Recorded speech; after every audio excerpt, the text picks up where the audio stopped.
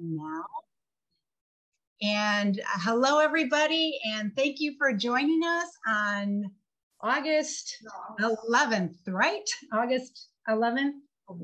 Yes, for our Theme Thursday with a very special guest. Desmond O'Hagan is with us. And Margie, would you care to introduce Desmond to the group? Well, sure. Desmond, I think, is one of the first pastel people that I ever worked with. And I think I met him at Destination Art. That sounds about right. And I like his style because he is bright, bold colors.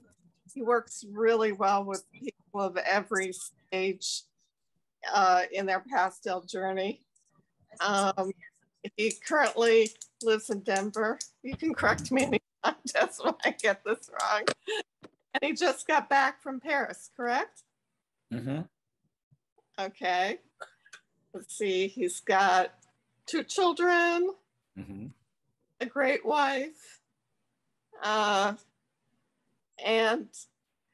you should tell them the story about he came home one day and all the boys from school were there, right? Because was it your son told everybody that your dad has nudes at home?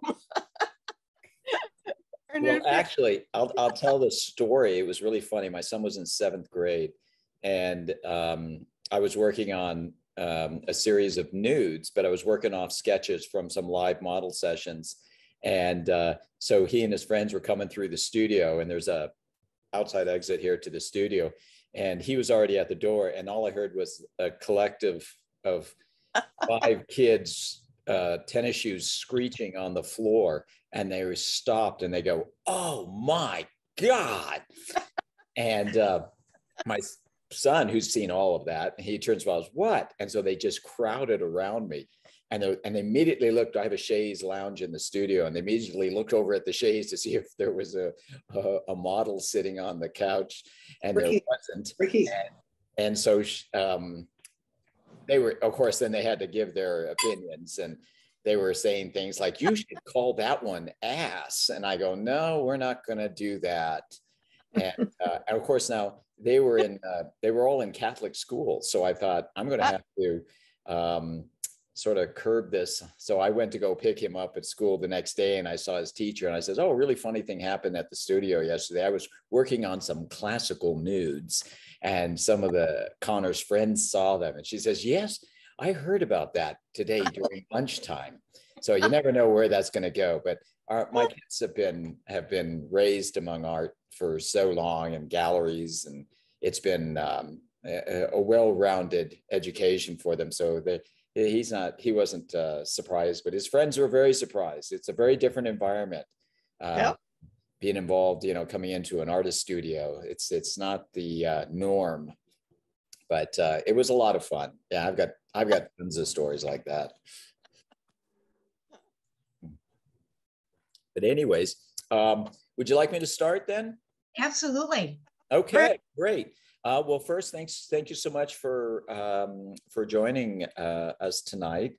As mentioned in the newsletter, this is a lot about capturing light, being able to get the most out of your pastels, being able to express what originally attracted you to a scene. So what I'm going to show you is a presentation, and it's going to be primarily pastels.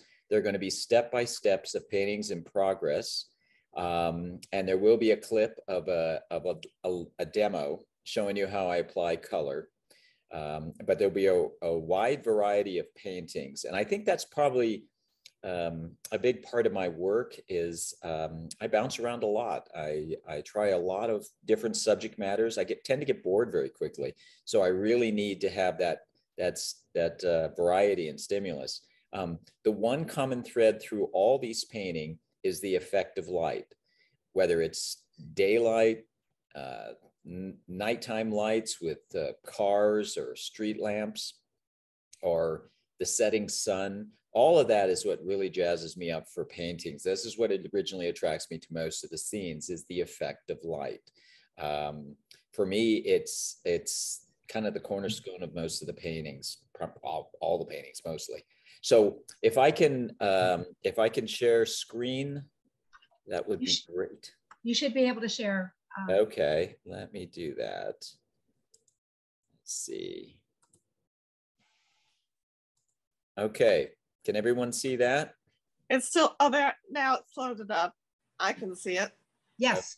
All right, I'm gonna just move it over just a little bit. Okay, as long as everybody can see my name on that. Mm-hmm. Okay. All right. So starting off, pastels. I've been working in pastels for over 30 years. I originally started off in oil painting, and then switched to pastels, and then back to oils. And I paint about 50% pastels, 50% oils. I like them both equally. Pastels, obviously, you have these vivid colors. It's such an immediate way of painting, being a dry medium. Then you can just go in and, I work fairly aggressively. I like to put down my strokes and move on. I don't like to linger, and overworking is something I'm definitely not interested in. So, and this is just a quick shot of my easel, which is the Edgemond easel. It's a portable easel and works really well for me.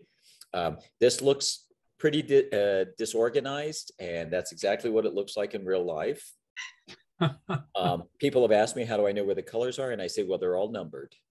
So, and then yeah, right. that's the funny thing is when people then lean really close and start to look for the numbers. And I say, well, oh, well. Anyways, I have cleaned it on occasion. But what there is a sense of organization, even though this one is basically all jumbled up from after working. But what I do is separate my paintings into my pastels into three categories: my dark values, my medium values, and my light values. That's about as much organization as I have in my pastels. I keep my painting very simple. When I'm working in my dark values in a painting, I'm only working with one section of my easel. And then I just move all the way through, in the lightest colors I'll use towards the end. Not to say that I won't do some experimenting in between, but where I may go dark over light. Children are crying. What's that? Oh, sorry about that. I have to mute myself. Sorry. Anyways, but I work generally from dark to light. And I work in shapes and values, and then slowly tighten up the shapes that I find important in the painting. So if you look closely at the paintings, you're going to find a lot of the painting is very abstract shapes. And I believe that there are primary shapes in a painting and secondary shapes. The primary shapes are ones that define certain edges and figures and focal points. The secondary shapes are important, but as a support to the primary shapes. So what I do is I tend to leave the secondary shapes more abstract, more loose, just more bold in that respect. I'm not opposed to detail. It's just that I tend to leave the detail in towards the end of the painting as opposed to the beginning of the painting. If I felt I put it in at the beginning, I start creating a bunch of little paintings inside the painting. So, Hey, Desmond. Mike. Oh, Mike, how are you? Great to see you. I just got back, just drove in from the High Sierra, so I thought, God, I gotta clock into this. Oh, great, terrific. Glad to have you here. So I saw your great box of pastels. It makes mine look really pretty. You remember my pastel box. It's definitely, it doesn't change a whole lot. No, it's great. It's okay. It doesn't matter what it looks like. It's the art that matters. Well, thanks. So anyways, in progressing through this, like I said, it kind of gives you an idea of how I paint. I work primarily from photographs. I do work out on location occasionally, but most of my subject matter is very fleeting.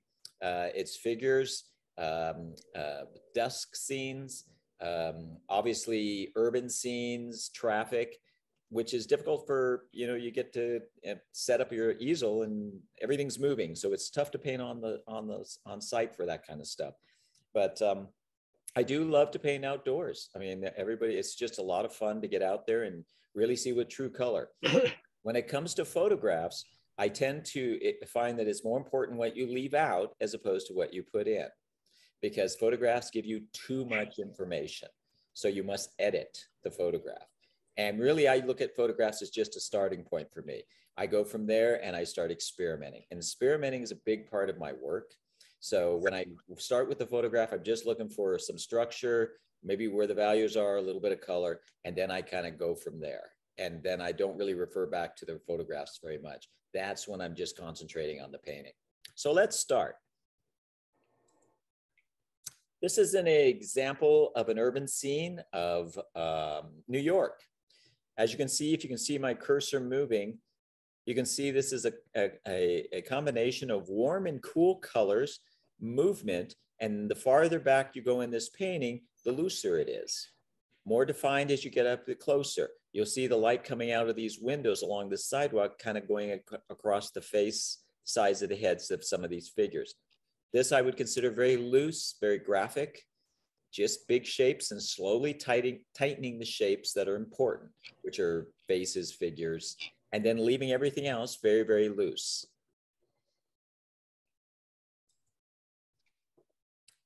Is a couple of ladies on a bridge in Paris.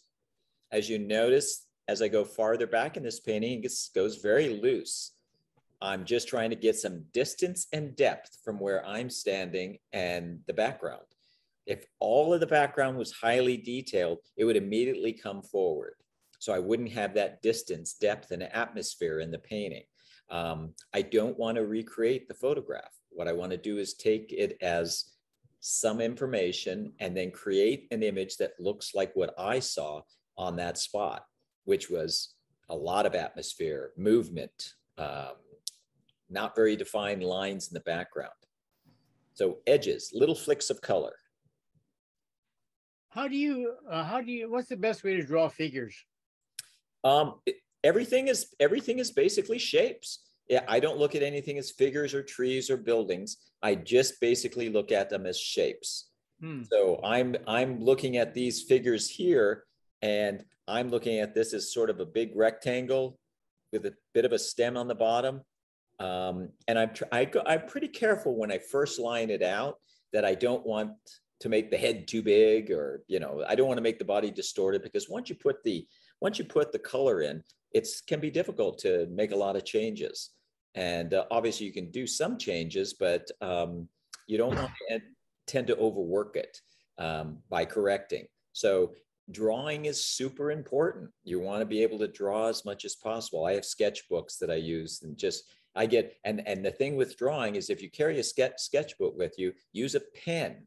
Don't use a pencil. You don't want to be in a position where you're erasing lines. You want to make your drawing as effortless as your handwriting. Of course, some handwriting is not all that great, but you just want to be able to make it as effortless as possible. And so it just is just time. Mostly just time and effort, and draw as much as possible. This one is a dusk scene in Paris. As Margie mentioned, I just got back from Paris a couple of weeks ago, which was a great trip, but I caught COVID while I was over there. So it's always nice to spend a lot of money and then get COVID. But I was down for a couple of days, but I made the best of it. And unfortunately, I had to cancel the workshop that I was going over for. And that was in the Pastel on Périgord. And I actually caught COVID the day before they were coming to pick me up in Bordeaux. But I was traveling with my 21-year-old son, and he was terrific, and he got me the tests. But you know, I was hit hard, but not that hard. I was able to get out, and of course, we just ate at outdoor, you know, cafes and stuff, and I wore a mask and stuff. But he was pretty funny. We kept testing, and each time he'd turn back to me and he'd go, "Yep, you're still pregnant." So. So anyways, so that was kind of the downside of the trip, but I came back with about 650 photographs to paint from.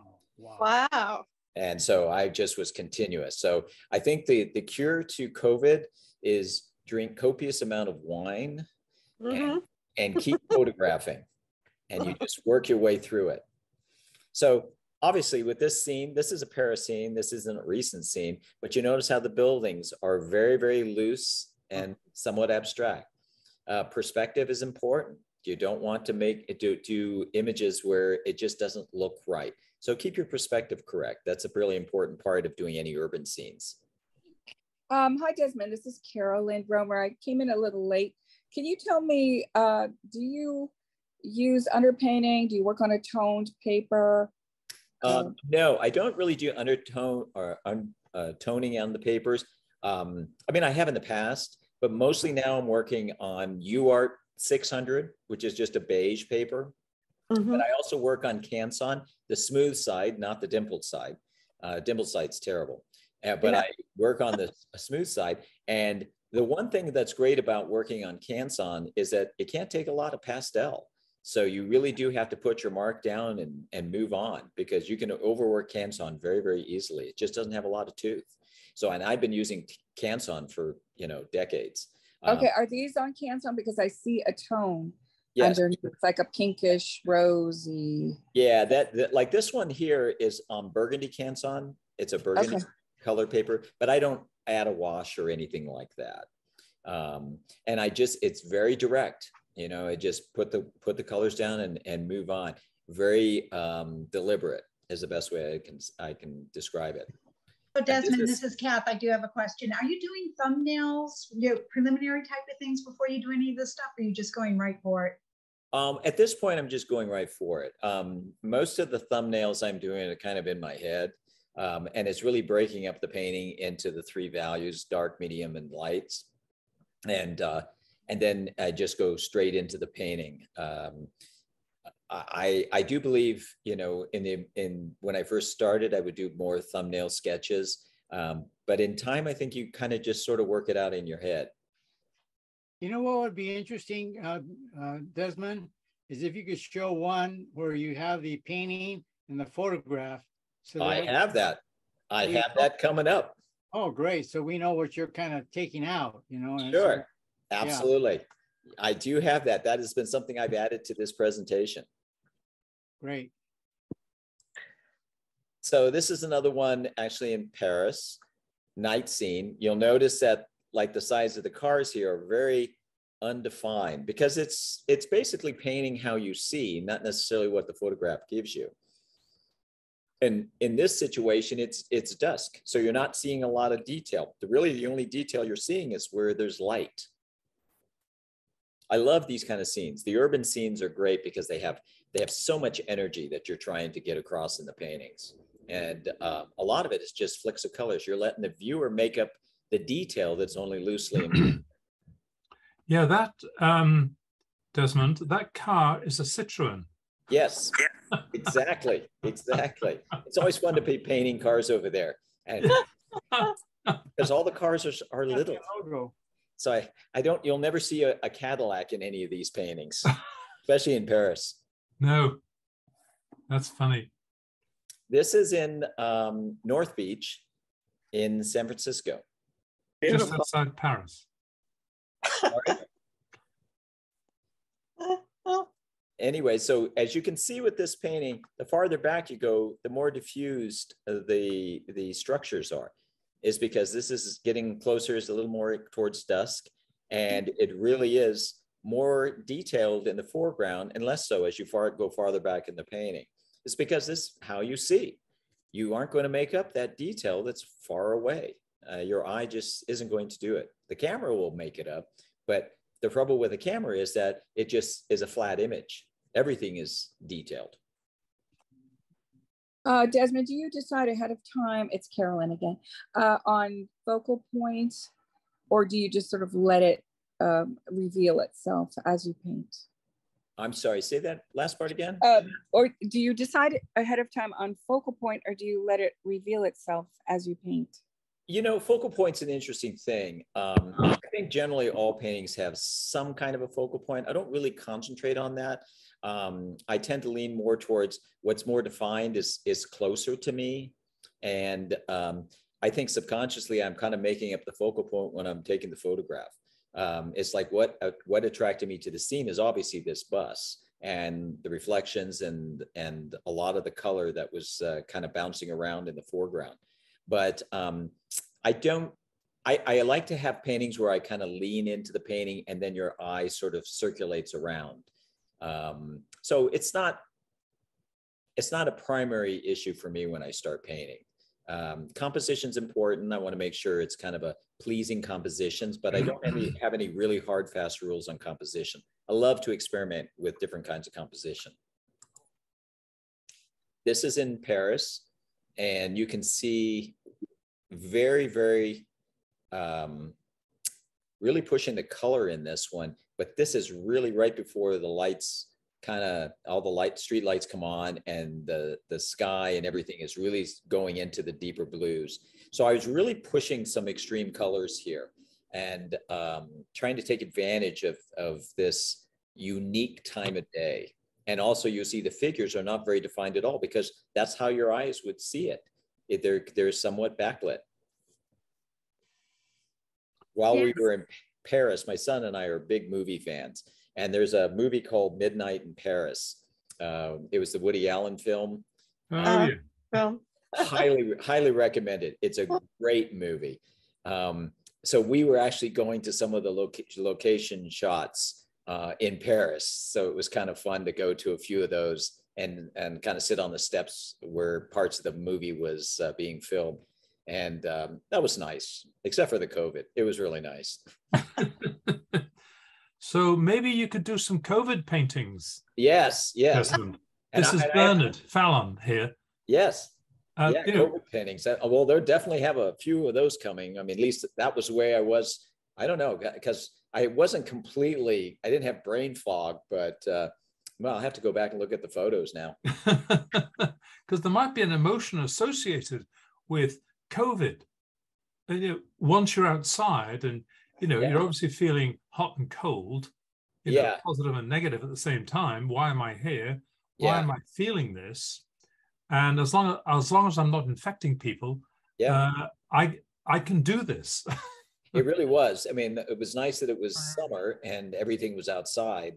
But I because I didn't want the trip to be a total bust. So we made the best out of it. And I definitely came back with a ton of material to work from. No, I like this particular image, Desmond, because there's a hint of rain in it, isn't there? There's a hint of moisture. Yes, because that time that this was from a different trip. It rained 7 out of the 8 days or 9 days we were there. Oh, lucky you. Yeah, it was just wet all the time. And but I love pushing the purples, the greens, and then of course really illuminating the areas where you get a lot of sun or a lot of street lights, which are right. And I think that your figures here are absolutely beautiful because you've got the gestures. We all, as you know from life drawing, they all talk about gestures, and here you've got the total gesture. Bernard, we're not here for a Bernard lesson, okay?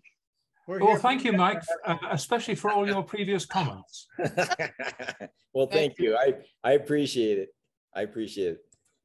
So here's a good example of a photograph, not terribly spectacular. It's this is also in Paris, and you're seeing a lot of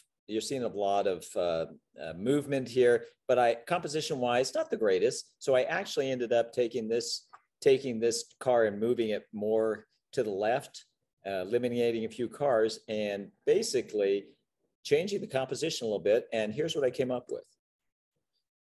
Wow. So what you're seeing here is what I would consider leans into more abstract expressionist, which is very bold, very direct, using big shapes. This was a demo I actually did online, but if you can see, that's an example of taking a photograph and getting the most out of it. Wow. So you'd be amazed at how you can get some interesting paintings out of some rather bland photos. Yeah. But it's fun. Okay, there's another example, somewhat of a bland photo. This is where we are, one of our morning walks with our dog. What really intrigued me in this painting or in this photograph is the color of the snow in shadow, especially right up next to the sunlit part of the snow. So that's what I was concentrating on when I did this painting, was how do I kind of express that and also pull more color out of the scene. So here's what I came up with. Wow. That's really interesting. So, and that's is a perfect example of not being very detailed, but I'm getting the atmosphere and the sense of place across. Mm-hmm. How long did that take you, Desmond? This was actually, it was a demo. And I think it was about like an hour and a half. This is a 9x12. But this is an example of pushing your color, but not making it gaudy. And then still, if you can see all of these abstract shapes that are very expressive. So there's a sense of movement. There's obviously this sense of change in the way the light and the shadow works. And you'll notice in this in the snow here is a combination of greens and purples. It's fun. It's a living. All right, so this is on Canson paper. It would be steel gray, my tint Canson, smooth side. After sketching it out in charcoal, and if you can see the way the sketch is, it's pretty just shapes, edges, shapes, and just blocks of color. I'm treating everything the exact same when I'm sketching this scene out. I'm not worried about the faces of the figures. I'm just wanting to get as accurate as possible with the structure. My background was when I was in college, the first college I went to was I was studying architecture. Absolutely loved structure, loved architecture, loved all of that. But I was not as interested in drafting. This was all pre-computer. And so I ended up deciding to go on to study graphic design and advertising. So I changed school and came, that's how I got to Denver, was going to art school up in Denver. And graphic design was a huge plus for me because it really gave me a sense of composition, dark and light values. And so I would say with the support of a fearless wife, I moved on into fine art. Something that if my daughter comes and tells me she's marrying an artist, I will be, I'd be a little more nervous. But it was a good move for me, and now it's been 30 some years later, so it all worked out fine. But I just knew that I kind of wanted to do this, and I've drawn and painted all my life, but I never could make the connection of making a living as an artist. But when I was in an advertising agency, what that taught me was there was a value to creativity. And so I kind of came up with it a little more on the business side, which was really important. And also marketing and advertising was so important. I mean, because basically doing this for a living, you have to market, and marketing is probably about 50% of it. And it's a very important part. It's not necessarily the most fun part, because the most fun part is doing this. So Desmond, this is Kath. As far as your mark making on this and whatnot, you must be using a pretty soft pastel. It seems like, to be able to, it's almost like this glazing quick stroke that you're doing. Yes, these are combination of, there's some Rembrandt, Unison, Sennelier. Okay. There's a few varieties in there. So yeah, it's a soft pastel. Well, Rembrandts are kind of harder. But a lot of this is pressure, really pushing down on the pastel, letting off. So, you'll see variations where the paper is showing through a little bit. So a lot of this is just getting down those marks and then moving on. So with this one, then bringing in some of the mid-tones, warmer colors, slowly building up the shapes. Do you grid your drawings? Do you grid it? Do I grid it? Do you grid the paper? No. It's just, I think I attribute my sense of drawing to my years of studying architecture. Make sure that my perspective is correct. And basically when I'm drawing this out, I'm just looking for my main lines, like some of the poles here, the tree, and then I build the drawing around those main lines. vertical and horizontal. And then of course, what's nice about the Canson paper, you can erase your marks that aren't working, your charcoal. I'm using a very soft charcoal stick when I'm drawing it out. So I'll erase things when it's not accurate. So when I feel it's pretty accurate, then I'm ready to go in with color. Desmond, are you using a straight edge at all for those really straight, the straight lines, the perspective lines? A straight edge? Yeah. No. Okay. No. They're not too, they look straight, but this one kind of curves. Now let's see here. Okay. So slowly refining the cars on the left.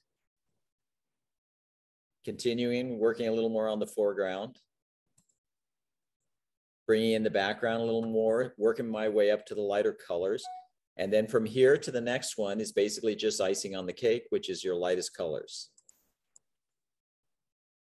So I'll go back. Wow. And notice I'm using the sides of the pastel, similar to using a wide brush. And this would be part of the reasons I work with oils. I'm working with large brushes when I'm painting with oils. And the styles are very, very similar. I'll show you a few oils a little later on here. But it's basically just working in big shapes and slowly refining them. Putting the marks in and just keep moving.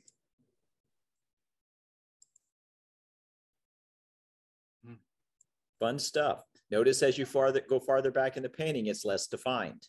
That's how you're getting the atmosphere and depth. This was steam coming out of a grate in the street, but this is kind of sort of a wet winter. A wet winter scene in. I got it. Down, if you'd mute yourself, please. Thank you. This is sort of a wet winter scene in Denver. This is a night scene, and you're just taking a lot of the reflection light. Actually, I think Laura owns this painting. Is that correct, Laura Pollock? Laura had to leave. Oh, she had to leave. Yes. Yeah. This was a demo I did down at one of the IAPs. So you can see lots of color, really pushing the color in this to get the reflections of light. This was the interior of a hotel lobby in Denver at the Oxford Hotel. Obviously, the focal point on this one is the still life in front here, and everything else is sort of supporting that. Really pushing the color, using the sides of the pastel. So much of it is just experimenting. Try some color, it doesn't work, try another color. This is on UArt 600 paper. I did a series of, I did a show on the ocean, and I was out in Southern California. All right. And this was a lot of fun because I love painting water, especially since I'm landlocked here in Denver. And so when I was out there, I was really looking for the times a day that really made the water come alive. And this was just, twilight. And you get these incredible jewel-like colors coming off the water. But you'll notice much of this is big shapes once again. So the approach is very, very similar to if I was doing a urban scene. I wanted to ask you when you would be out in Southern California again, or California. I don't have any immediate plans, but always willing to come out there. I especially love to come out there during the winter. Oh, come out here in the winter. Yeah. Yes. We'll get that on the calendar for you, Desmond. Okay. Make that Yeah. happen. Anytime. I loved coming out and working with you guys and Destination Art. But what's the funniest one? I came out in January one time, and I left Denver, and it was a blizzard here. And of course, it was 74 degrees out in California. And so I immediately went down to the beach and took pictures of the sunset and emailed them back to the family, which was funny. They didn't think it was that funny, but I did. So, well, you're very welcome out here. What's that? You're very welcome Oh, well, thank you. I appreciate that. So this one now is more water going against the rocks. I mean, just trying to create a sense of transparency and obviously that fluid motion. And pushing the color. Another example, just off the edge of a cliff here. But as you can see, the common theme through here is the light. How am I capturing the light? And a lot of that is just really trying to observe and see how the light's bouncing off the water. And obviously what areas and planes of structure that is being exposed to direct sunlight.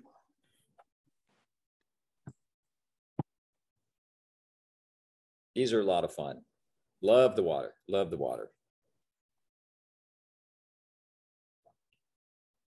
And also very expressive when it comes to the strokes. Mm-hmm. Very good. Okay, this next series actually will show you how breaking down a painting into a little more abstract shapes.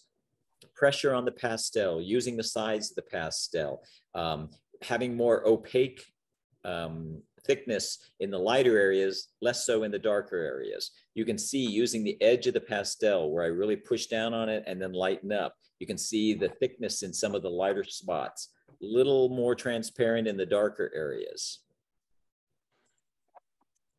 You can see the flakes where I really push down on to get as much, and this is on a Canson paper, so like I said, it doesn't have a lot of tooth. Some directional strokes there. Really see how thick some of this pastel was on here. All of it still very abstract. Hard edges. One of the keys when it comes to working with edges is when the values are very, very different, very extreme, that's where you see more of the hard edges. When the values are very similar, that's where you soften the edges. It's because your eye won't pick up that distinction where the values are very similar. You can see it softens here, much more defined here, less so here. And that just gives that sense of atmosphere, a sense of kind of being there. And that's actually a face.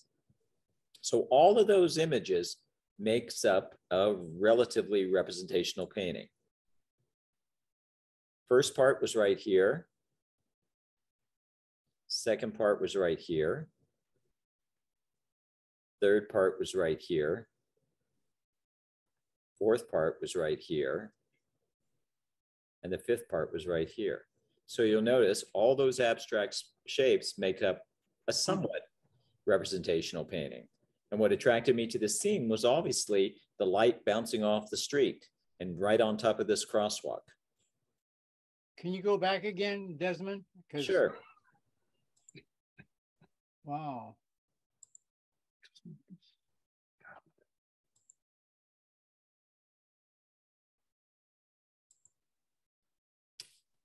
In some ways, what I'm stressing in here is the lack of detail.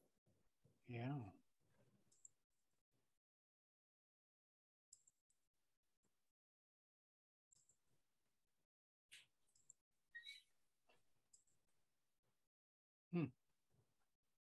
So I want to give the viewer the sense of actually standing there and seeing what I saw. This is a winter scene in Denver, late in the day, working with snow, greens, pinks, blues, purples, even sort of an aqua color in here. And then you have the light kind of filtering through the trees. Treating the trees in the background as big shapes with a little bit of edges in there. If I paint every branch and every leaf in all these trees, immediately the background comes forward. And that kind of destroys that depth and distance and atmosphere. What's your feeling about white for snow? Never use it. The one pastel that I never use, except for to sign my name, is a white pastel. Really? Yeah. And the reason why is because at the minute you're reaching for a white pastel, you've gone beyond this color spectrum because there is no color in white. Mm-hmm. Want to make sure every pastel you touch has some sense of color in it. Mm. And also when you have like the huge sets and you have, you know, 10 different colors that are just pretty much white, I would eliminate all those. Make sure that you have some color. The lightest colors I use are going to be light pink, light blue, and light yellow. And some of them may not show up here in some of these slides, but you'll know there's no white in any of these paintings except for my signature sometimes. Mm. So when I'm looking at the truck rather, Right? That's a light blue, believe it or not. And it could, this slide is, you know, you never know how. Right. But I will never, you won't see any white, the use of white. It's a light blue. Okay, thank you. Yeah. So a light blue with a little bit of orange under there. There might be some pink as well. See, I could show you this painting. It's long gone, but I could show you this painting and put up a piece of white paper next to it and you'd really notice it. Yeah, okay. So why do you dislike white? Because there's no color in it. Hmm. I mean, when you think about it, you're doing a color painting. Why would you use a pastel that has no color in it? Hmm. It's something that I adopted pretty much in the very beginning. And I think it was an artist that told me that. He said, don't use white. And he says, just to sign your name. And I thought that was an interesting, it kind of stuck with me. So what happens is, if you're at the other thing too, if you feel like your lights aren't light enough, that means that it's how you've arranged your values. You've sort of moved too quickly up to the values. So if you're trying to say, oh, I got to make this lighter, when you reach for a white pastel, you're actually going the other direction. You're now taking away the vibrancy of your lightest colors by putting white in. So I highly recommend taking all the white out. And it's so funny because I've seen oil paintings, and I won't name names, but I look at some of their paintings, I go, you know what? If they eliminate white and only work with light blue, light yellow, light pink, their painting would be 50% better. But they just jump to white. And it's like, because they think, oh, that's got to be the lightest color. And it's like, no, you use the other values to create that luminous light without going to white. For me, I think once you put the white on, it just sort of blanks it out. Something to think about. Okay. Oh, come on, name names. Name names? No, I can't. Can't do that. Unless I have another beer. Okay. This, I go into these places strictly for business reasons and for the creativity of the art. These are a couple of my friends. And you'll notice, and this is just light blue in here, if you look closely, but just trying to get this backlit quality to this, this was a quick demo. Lots of fun, figures, shapes, that's all it is. This is in La Jolla. This one was kind of a funny one. I had this up on Facebook. And I mean, I just love all this backlit. It was typical Southern California light coming in the windows, bouncing off the top of the bar. And someone mentioned, said, is that Darth Vader back here? Which I thought was great. The lady back here had one of those, I guess, kind of like a little page boy type haircut. And I thought, oh my God, it is Darth Vader. So I thought that was a lot of fun. People see what they want to see in paintings. You never know you never know what's going to jump out at you. Everybody sees something different. Okay, speaking of seeing what you want to see in paintings, Desmond, did this have this split complement, or did you push it? Did you see a little bit of it and then you say, I'm going to really push this? Well, the photograph isn't quite as vibrant as the painting. So I tend to kind of latch on to some interesting color combinations, and then I'll push the color. So you expunged the colors you didn't want. You said, no, you can't be in here. I'm going to go with you. I'm going to change you to you go to you guys. You all go better. Well, here's the thing. Here's the way I look at that. There are three contrasts I work with in a painting. Values, contrasting values. So I want to have a nice balance of dark, medium, and lights. The second contrast I work with is temperature. I want to have a nice balance of warm temperatures and cool temperatures in my painting. And the third contrast I work with is color intensity. I want to have intense colors and I want to have muted colors. So if you look at this painting, you'll notice in values, I've got some good darks in here, some medium values, and then obviously the lights. When it comes to color temperature, I've got some cool colors going through here. Notice the walls, combination of greens and blues and purples, and then some very, very warm, hot light coming through the windows. Mm-hmm. And then now when it comes to color intensity, I have some very muted colors in here, and then obviously some very intense colors. So when it comes to hitting all three of those contrasts, I think I have in this painting. Mm-hmm. And I think that when you can hit those three contrasts, that's what makes the paintings jump off the wall. Got it. Thank you. Sure. Okay. This was a little indoor scene in Paris, actually. Couple figures pushing the color once again. I would say the photograph was probably somewhat bland. So this is where you experiment. You really kind of push your colors. We're not saving lives. So if a painting goes south, we just start a new one. It's important to have a kind of a short ceremony, of course, but there's a pizza joint in here in Denver. And I love the cars. You can see them outside the windows. Mm-hmm. Okay. So this is on UArt 600, which is kind of got a light tooth to it. I sketched this in with a piece of charcoal.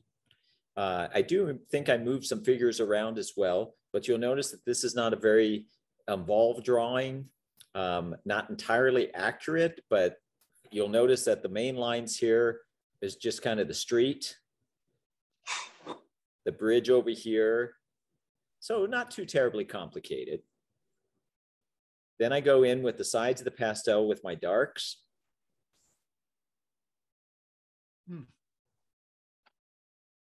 that'd be sort of a dark blue, a burnt umber, and it's kind of a dark green, greenish brown. Now, what I'm using in this, with this painting and quite a few of the paintings, is a set I designed with Jack Richardson, which was, it's called Desmond O'Hagan Essential Pastels. And it's a set of 40 pastels. And I basically arranged it so I can paint any scene, any subject with just these 40 pastels. So it does save on, weight when you're traveling on location. And the set was designed with a good amount of darks and lights, and intense colors, muted colors, and yeah, it just has a nice balance to it, but not a lot of pastels. I did keep it very simple. Do you like them? Oh yeah, I like them. They're very much like unison. So this is now going in, working on the trees, some of the figures. Slowly refining. Now from here, basically I'm almost done. I'm just going in now with the lighter colors. So I lightened up the street a little bit with a little more blue tones, and then went in with the highlights, the sky. So let's go back.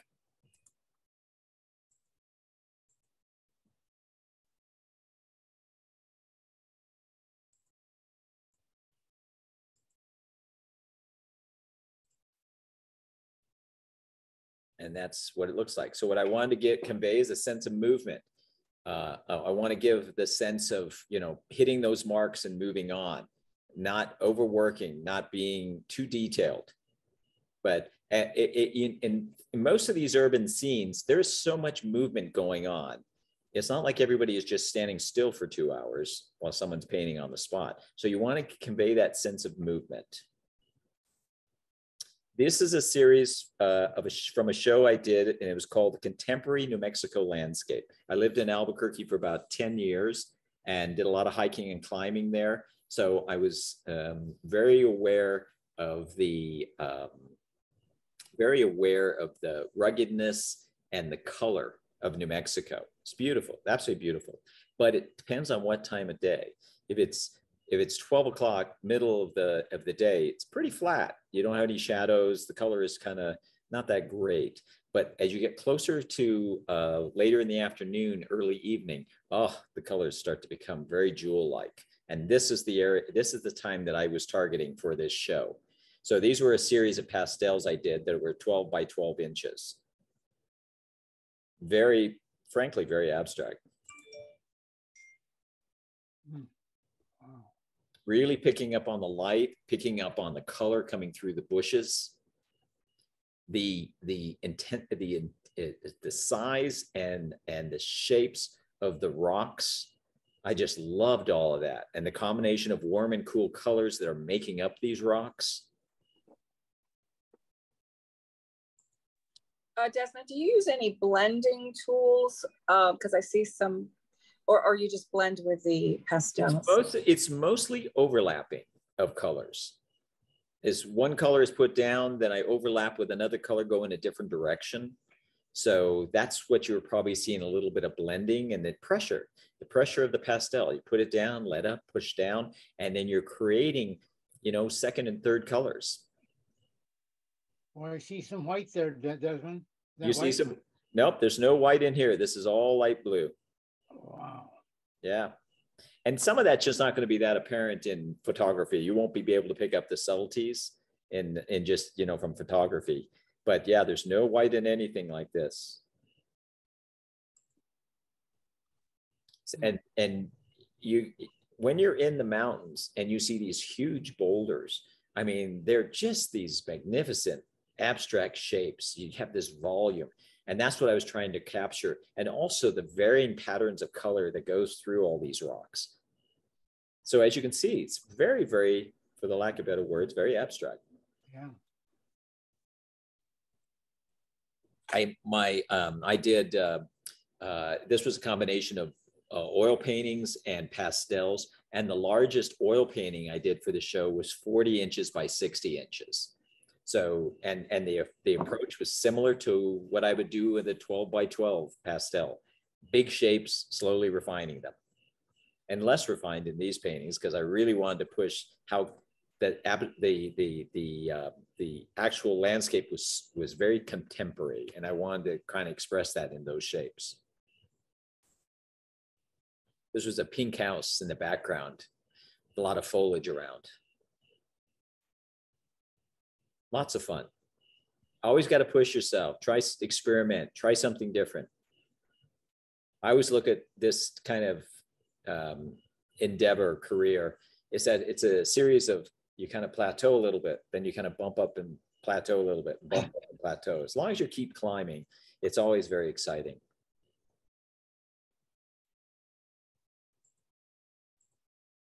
What do you think of artists that just do nothing but one thing, seascapes, or things like that? I mean, well, I'll tell you. Diversify? I mean, the most important thing is to paint what you want to paint. And I think that if you center into a theme and you think, well, that's really what I want to just continue to paint, I mean, that's fine. But find uniqueness within that subject matter. Don't paint the same thing over and over again, because I'd go mad. I mean, that's just assembly line art. But so I one time I remember hearing an artist say that he says, all I need to paint is right outside my front door. I mean, he's not traveling, he's not doing anything, but he was able to come up with some very unique paintings, different themes, different ideas on relatively the same area. I mean, so be as creative in what you choose to paint as how you apply your paints is very important. So for me, it's to get that really uniqueness in something that maybe people would just normally not pay that much attention to. So what sparks your imagination? What really kind of get you revved up and want to depict a scene. So, it's the world is open to of so many varieties. I just particularly like to have a lot more variety in subject matter. This is a actual video of a painting demo that I did. And this was on the coast, the Mediterranean coast down in southern Spain. So you can see here where it's very, very loose and how I'm applying the pastels with the sides. So you can see, and I'm talking in this, but I've turned the sound off. But just working with just these pastels that, like these Richardson pastels, which are very much like unison. So you'll notice there's a lot of it I'm using the sides and then just using some edges from the edges I'm creating.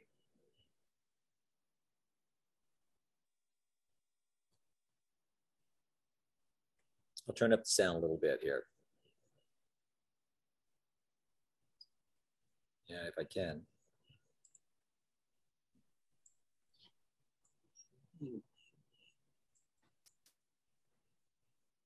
Yeah, it doesn't sound like it.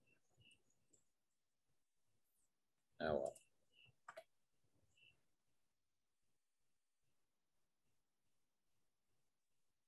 But you'll notice I'm just refining the areas as I slowly go through it.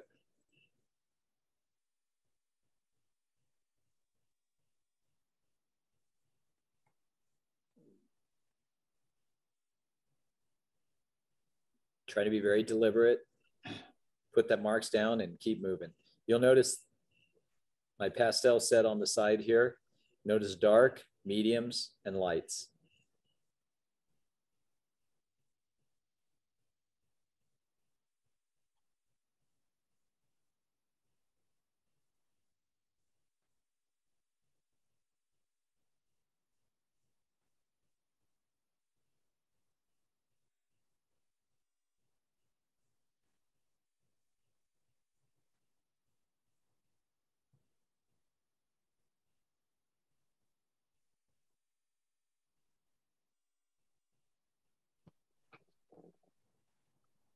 Do you have a favorite color? Not really, no. Not really.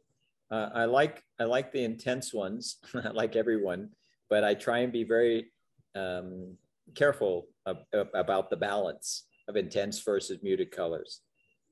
So that kind of gives you an idea of sort of the working method. This is a little 5x5, what I would consider a thumbnail of how I view a scene. This was for a magazine when I was describing the techniques or my approach, is how I kind of originally view it. I just break everything down to very simple shapes. And this was an outdoor market scene. So in my mind, I'm kind of composing the scene this way, maybe taking a few photographs. And I don't forget what originally attracted me to that scene. This was very bright. This was, I think, in southern France or southern Spain. Okay, this is a good example of critiquing your own work. A crucial part of this process is that you're constantly critiquing as you're working your way through your painting. This is an older painting. I got to about pretty much close to the end, even signed it, but I came back to it and I was like, the sky I felt was too open. I wanted to bring it down. It's kind of a wet scene. I felt it needed more warmth in it. And I felt these reflections in the street were a little static. So I reworked it and came up with this. Wow. So warmed it up, brought some more clouds in the sky, gave a little more character to these reflections. So a few tweaks and made a world of difference, I feel. Yeah, wow. And for me, it was an interesting scene. All right, this is an example of what I think is kind of a boring photograph, but it was very backlit. It's practically just black and white. But we are on the way to going to this restaurant. My wife is in front here walking. And that's an old Winchell's donut over here, which I think was fun. So this is an oil painting, 24 by 36. So this is what I was working from when I was painting in the oil. And this is what I came up with. Wow. So really pushing the color, but still keeping the same feel of the high contrast. But notice all the dark areas, a combination of greens, purples, browns, deep blues. So I've got warm and cool colors going throughout this. Warm and cool colors in the back of the truck. Warm colors here, really pushing the sky where the sun is kind of sort of filtering through as it's starting to set. So like I said, you're amazed what you have to play with and what you can achieve by experimenting. Did you paint from just that photograph, or did you bracket that photograph so you could see more what was in the darks? Nope, just from this photograph. Wow. You made up a lot. Lots of fun. But notice, remember when I mentioned those three contrasts? Right now, with the values, good amount of darks in here, good amount of medium values, and then some nice light values. Warm and cool contrast, some nice warm colors where the light's hitting the sidewalk.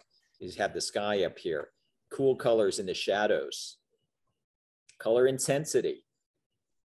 You got some really intense yellows in here, oranges, pinks. And then you also have these very muted colors in the shadows.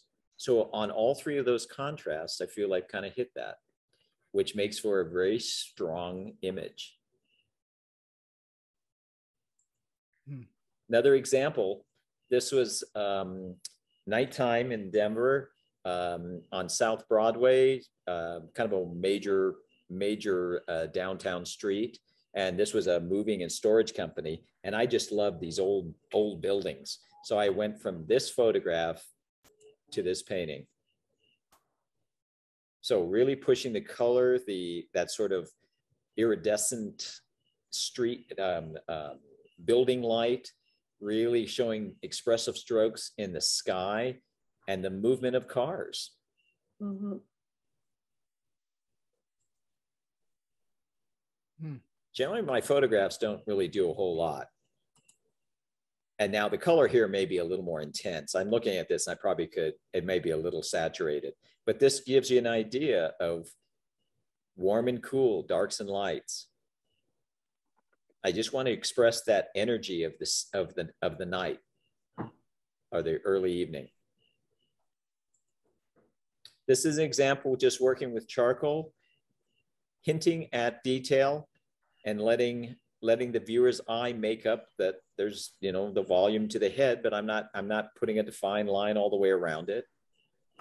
Using edges, shadows. This was a friend of mine. She was Czech Italian. And I just thought, oh, great contrast, darks and lights. She had jet black hair and really dark, sort of dark eyes. I thought, this is just fun stuff here. I think now she's a realtor in Omaha, Nebraska. So she did well. Everything is going well for her. But this goes back many, many years. Oh, and like I said, very important to get out and paint on site. So just to let you know, this is, I'm sure, an official plein air painting photograph. So, let me see. Okay. Let me, I'm happy to take any questions if you are interested. Do you ever teach plein air, or do you teach in the studio? I do both. I do teach on site. I think it's nice to have a balance of both. I've done actually 3-day workshops, and 1 day would be outside. And I did that out in California. We painted up by the, was the lighthouse. Mike actually picked the location for that. Can you take us on a tour of your studio there? Oh, really? Okay. Well, let's see. It's really, I'm actually shipping some paintings out to collectors. So if you want, you can just kind of see. The studio is about 600 square feet. vaulted ceilings, And track watching lighting. this video, so What's that? You can see kind of all the way around there, but it's a nice big space. Yeah. And my dad and I built it 27 years ago. And it's worked well for me. I have a very short commute. Huh. But where's your easel that you paint at? Right here. Oh, right there. Oh, wow. Yeah. No, everything is yeah, it's a great space. But how long is your video going to be? I don't know, but you just go ahead and watch what you want. I'm not sure who that is that's talking. I don't see them on my screen. Anyways, so yeah, that's my studio. It's kind of a big place, and works really well. I need room to spread out, but I'm actually shipping some paintings out. So I've been building boxes and doing other things. I've got to get back to painting. Do you do your own framing like Tony, Elaine? I'm sorry, say it again. Do you cut your own frames?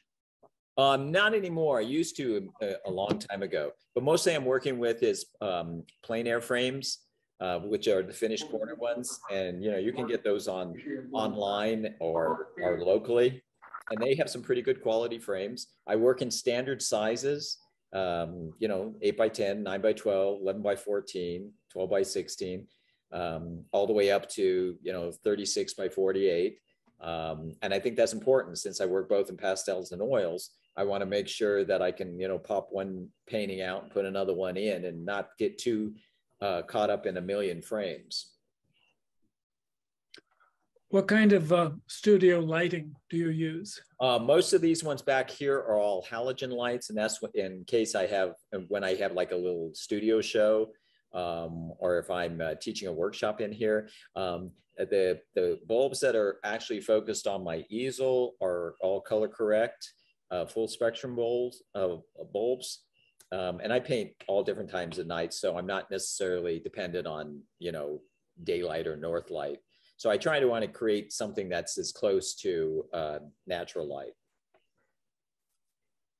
Would you mind talking about your development over the last 30 years? Like, was your early painting much more detailed and then it changed over time, or not? Yeah, a little bit, not a lot, but it was a little more detailed. I think when people first start painting, they tend to lean more towards detail. And like I said, I'm not opposed to detail. I just tend to leave it in more towards the end.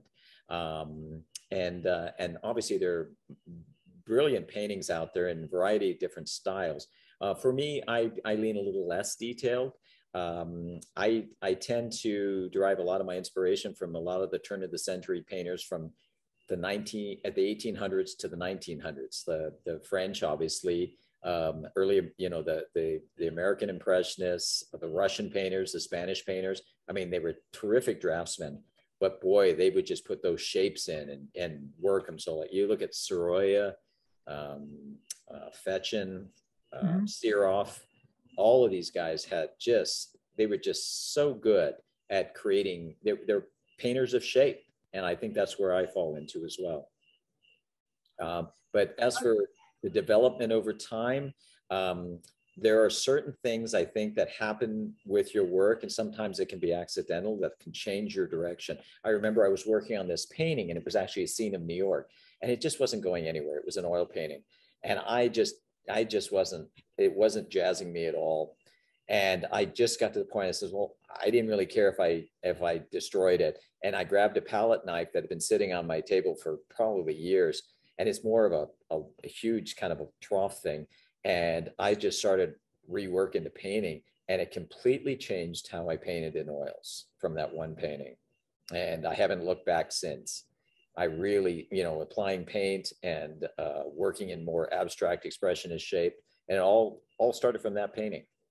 Speaking of which, so on your painting of your wife, going to the Winchell's Donut Street, your paint application, so they look so similar to the pastel being on the side. So are you using a big flat or a big bright? How are you getting that? Or is it palette knife? Both. I'm actually using big brushes and then going back in with a palette knife to kind of smooth out, and scratch in, and kind of develop that texture.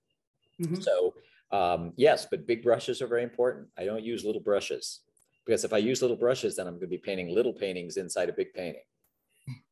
Got it. How do you stimulate yourself to go into that studio every morning? How do you get? I mean, isn't it hard to kind of keep your enthusiasm going every day? I mean, every day. Two kids in college. Okay. Yes, that's a huge muse for me. No, I just love what I do. And I love the challenge. I hate being bored. So like this recent trip to Paris and to Bordeaux was a great stimulus for me, because it kind of revigorates you, and I mean, because you can get kind of burned out. So the best thing is, if you feel a little burned out, stop painting for a little bit and just read books, sketch, and develop that enthusiasm. I mean, this is definitely a marathon. It's not a sprint. So if I don't paint for a few days, I'm totally fine with that. I think you have to kind of go at your own pace. I'm more productive than some, less than other people, and I'm fine with that. I hope to paint for the rest of my life. I figure my last painting will be half done and just be a streak to the floor, and I'll be laying under the painting. So I'll have to find somebody to be able to finish that off. How many do you do a year? I mean, Tony says he paints 500 paintings a year. Who does? Tony. Tony Ron? Really? Yeah, 500 a year. Wow. I'm nowhere near that. Huh. Geez, I would have to hire a ton of people. No, it depends, because I'll work on paintings that are 36 by 48, and they'll take a couple weeks. Sure. So it depending on size, I never really. I mean, obviously I could go look it up, but I'm not. I would say I can't even guess right now. I mean, because a lot of it depends on size, and sometimes you can get caught up in a small painting that takes quite a bit of time. Desmond, I have a question. What is your factor that determines whether you're going to do a work in pastel versus oil, or do you do the same subject in both? Is it the size? Is it the demands of the client? Or no, not really. I don't really do commissions. Most everything that I paint can be painted in either. So it doesn't really matter. Sometimes it comes down to what canvas I have in the studio. And if I have more paper than canvas, then I'm definitely going to, it saves me a trip to the art store. So I'll just work on pastels. If I'm working pretty large, I tend to lean more towards oils, because it's just, the practicality of, a huge piece of glass on a frame sometimes is not that great. But I've worked on some large pastels too. I think the largest I worked on a pastel was maybe 30 by 40 inches. Jeez. Yeah, so it's pretty. I've done some big ones, but I love both mediums equally. I love the immediacy of pastels, the pure color, and I love the buttery quality of the oils, and how you can create texture. Yeah. So each one sort of helps the other for me. Yeah. And I'll work on a series of oils and then turn and work on a series of pastels. And so, the biggest thing with this is keeping yourself interested. Mm-hmm. But in any case, well, I hope that this has given you some insight, and if you're at all interested, I'd love to come out there sometime in the not too distant future, and we can do a 3-day workshop. Yeah, I love that. We'll be in touch. Great. Margie's on it. Take a look at this one, Desmond. Remember this one? Take a look at this one. Can you enlarge it? Can you see Mike's picture? I can't. Hang on a second. Let me look. Mike, hold it up a little bit more. You're out of, there you go. That's good. I can't find Mike here. Where is he? I wonder if I can pin him. Yeah, if you could pin him, it'd be great. I can't find her Or on. spotlight for everyone. If you talk. Okay. Ah, Sure. doesn't that look interesting? God, that guy's good. Yeah, that's a Denver scene. Yeah, that's a beauty. Oh, that's great. Oh, I'm glad you were able to pull that out. That's neat. Yeah, I haven't framed it yet. I don't know what to do with it. You what? I haven't framed it yet. It's just in your matting. Ah, yeah. No, I know. Yeah, well, that's just a temporary mat. It's too thin for a frame. Yeah, it's a beauty though. I love that one. Yeah, that was fun. See, I love the urban scenes. They just, you know, it's just so much energy in the city. You can see where that figure is just moving quickly across the street. Yeah. Oh, Okay, that's I don't know how to unpin. They let me pin it, but I don't know how to unpin. Let's see. Let's see. And switch it to somebody else, I think. Yeah. Leave. I'm afraid to remove it because it might remove Mike. I don't want to do that. Okay, remove me. Nobody wants to see me anyway. Oh, we all like to see you. All right, let's see what happens. No, that won't happen. Because it wants to remove Pam. I don't want to do that. Yeah, remove me. Please, somebody. That's funny. Oh, that's what happens when they give me power. I'm gonna look. Pin Desmond now? I'm gonna look at the chat to see. Let me pin Desmond. Let's see. Wow. Remove all spotlighted videos. Let me see that. There we go. I put Desmond in there? Yeah. He's still there. Okay. Now we got the El Presidente. Hey, Well, hello. great. Well, that was a lot of fun. There we go. Yay, Desmond. Oh, this was amazing, Desmond. Thank you so Yeah, much. I great. mean, I learned, I took a lot of notes. I've learned a lot. I think 5 years later, after first meeting you, I'm ready for more information. I can Great. handle it. Great. Well, I'm glad you guys liked it. That was a lot of fun. Yeah. I always love talking about it and kind of go through, and I always learn something every time I go back and look at it. And but thanks for inviting me. I really appreciate it. Yeah. Well, Desmond, you can come up here to Camarillo, and after you stop in Southern California. Oh, great. There you go. Yeah, I have to get my fix of the ocean again. Yes. Well, So you want to come out in winter, right? You want to come out in winter. Yeah, it's got to be winter though. That's absolutely true. I want to do it when there's a blizzard in Denver. So timing is everything. I love that. Let's do that. Thank you, Desmond. Thank you. Terrific stuff. Okay, Bravo, thank you very bravo. much. Thank you. Much Okay. appreciated. Take care. Thank Thank you. you. Thank you, Desmond. Great.